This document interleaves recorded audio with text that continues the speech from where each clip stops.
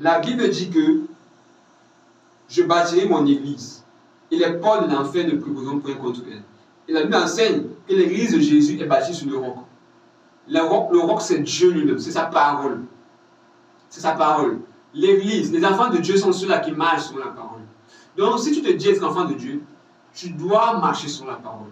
Ce sont seuls ceux-là qui marchent selon la parole de Dieu qui ne peuvent pas être retenus par les portes de l'enfer. Donc, ça n'a rien à voir avec le fait que tu es baptisé depuis des années. Ça n'a rien à voir avec le fait que tu as baptisé des gens. Ça n'a rien à voir avec le fait que tu encourages souvent les jeunes dans l'assemblée. Ça n'a rien à voir avec le fait que tu présides souvent les réunions, tu enseignes, tu évangélises, tu sors le bar avec le micro. Ça n'a rien à voir avec ça.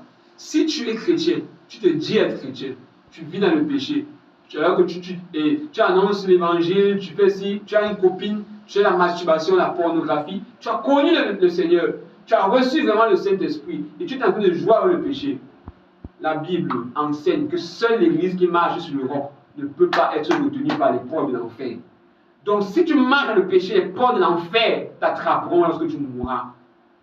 Les portes de l'enfer te retiendront. Elles te retiendront.